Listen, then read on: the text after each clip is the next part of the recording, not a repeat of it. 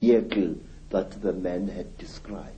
Something had crashed there, had been removed, but there were no wheel marks of the heavy vehicle he had described. Now let me tell you something else.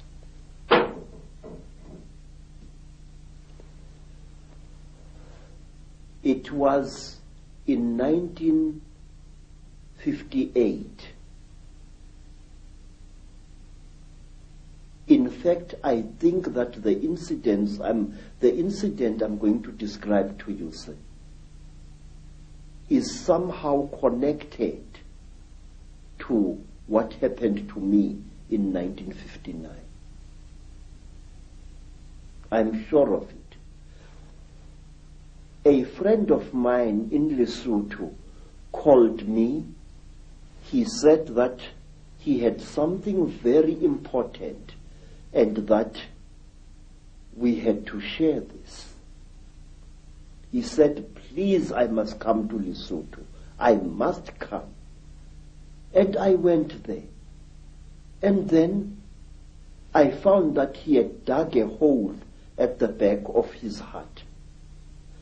And he asked me that he and I and his second wife should go into this hole on the night to come and there to share something very, very holy. Well, we went down the hole. We used a broken ladder, and there inside the hole we ate small pieces of something. He told me to chew these things very thoroughly, as they were quite hard. I still had teeth in my face at that time. And I chewed and I chewed and I chewed and I chewed. But I noticed that what I was chewing was some kind of dry substance, and that it had the same taste that you would feel in your mouth if you sucked a copper penny. It had that coppery taste, like as if you were sucking an old copper coin. And then we left the hole and we went into his house. And on the following day, we all became terribly ill. Very, very ill. Our skins erupted into a rash. It was very, very painful. It was very, very itchy. We bathed with urine trying to take the itching away, but it failed. We bathed with sheep dip, and it failed. And in the end, I could no longer breathe at all. My tongue appeared to swell many times its size. And then I got so sick I could barely open my eyelids. The skin was itching like mad and I could barely breathe. And as the days went by, it was about a week, but it seemed like 100 years, slowly the rash subsided. And my skin began to peel, as did my friend's skin and the skin of his wife. We were very, very, very sick.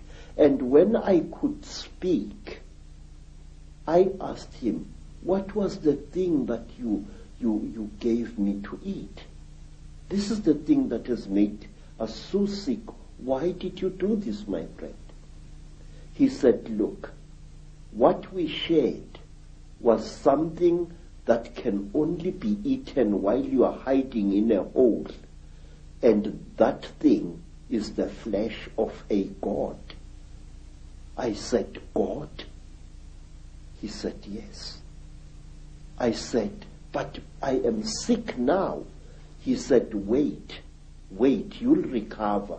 You either die within 2 days or you recover. Now we are going to recover because we are still alive after 2 days. Mr. Icke, I can't describe to you what happened next.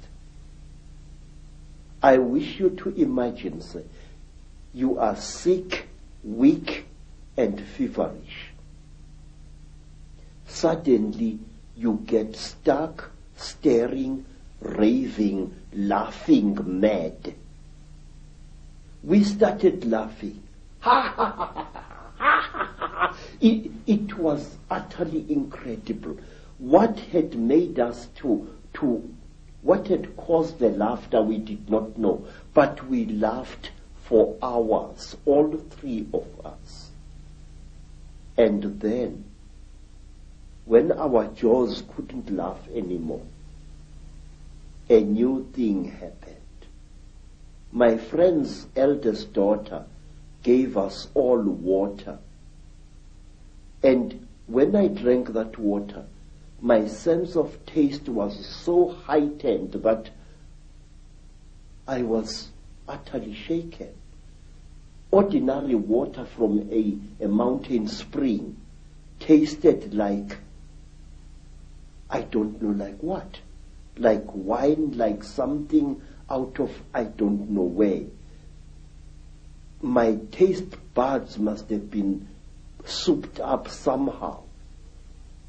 And then another feeling, which I cannot describe, fell over all of us.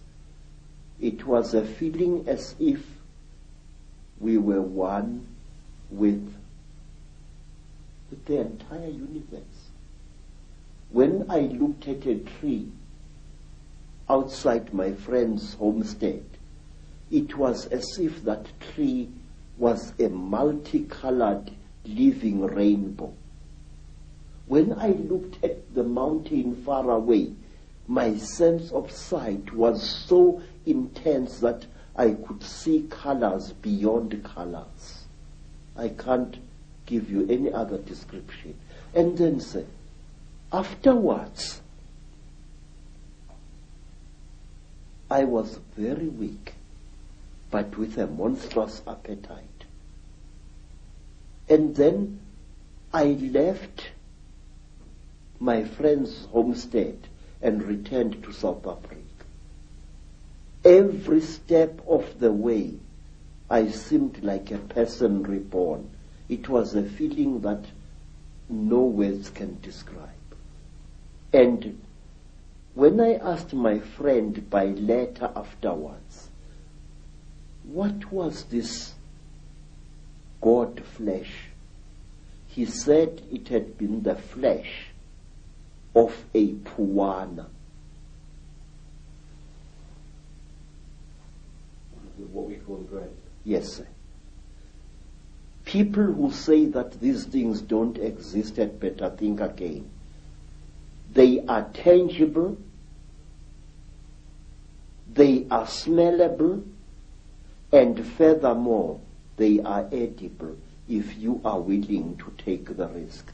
In Africa, we have an ancient custom whose existence many people deny today, that anything that claims to be a god should be eaten. There are places in Africa even now where if you are a spiritual person and you are sick, well, let me tell you what happened to me in the country today called Zaire. I got sick. I was undergoing yet another of my 7 initiations, and I fell sick from very bad running stomach.